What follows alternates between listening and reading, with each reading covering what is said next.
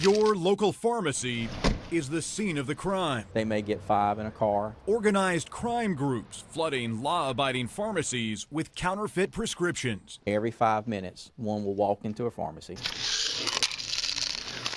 fill that forged prescription, and go back and get in the car. And then the next person goes 5 minutes later. They're trying to give us resources to help combat it. Donnie Varnell runs the SBI unit focused on taking down this new kind of drug ring. We have found people with long criminal histories involved in this kind of activity. People that have been involved in the criminal element all their lives have now started selling pills. He says the drug traffickers are using software anyone can buy on the internet. And they're printing bogus prescriptions for narcotics like hydrocodone, oxycodone, and Xanax. This is highly profitable. Absolutely. They're making a lot of money. A lot of money. As much money as people trafficking cocaine or heroin? Every bit. Per weight, probably more for the pills. Last year, his agents busted this group of people charged with illegally pushing Percocet pills in 5 eastern North Carolina counties. This is a new form of narco-trafficking. Absolutely. Agent Varnell says a single 30-milligram oxycodone pill sells for $30 on the street with deadly consequences. We tell our agent, are we saving a life? You know, if I arrest somebody, you know, have I saved that person's life?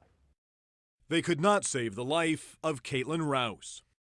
After 4 code blues and 5 hours, Caitlin was pronounced brain dead.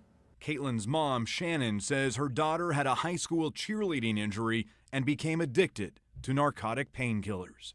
I was one of those moms that said, not my child, just totally blind to the whole addiction. She says eventually Caitlin was getting the drugs illegally from a couple in Lenoir County. She died from an overdose at the age of 16. When you give someone a narcotic medication and they die from it, that is a second-degree murder charge.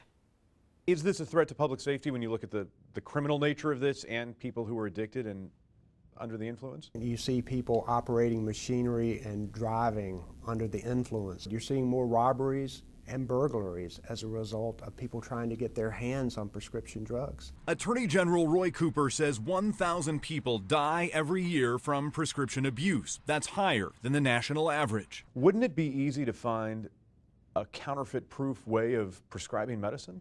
That's one of the things that we have to look at. One of the ways is potentially electronic prescriptions. Cooper also wants more pharmacies using the Controlled Substances Reporting System. The I-Team discovered right now only a quarter of pharmacists are registered to use the system. We would rather these prescriptions never be written at all. For legitimate reasons. Jay Campbell is the director of the North Carolina Board of Pharmacy. He says he's urged pharmacies to use the system. Is it a useful tool? No question about it. Is it a magic bullet? No. Campbell says some pharmacists feel the registration process is too cumbersome and they don't get enough training to use the system. We're not contending that it solves all diversion problems. You don't think about your child. Agent Varnell believes pharmacists are the ones on the front line of this new drug war. Pharmacists do not have to fill a prescription.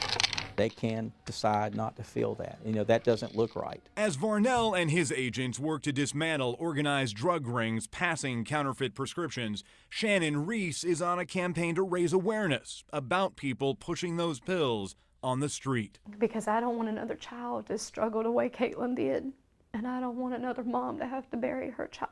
And if I can save someone else's kid with her tragedy, and in some way it makes up to Caitlin, where I feel like I let her down.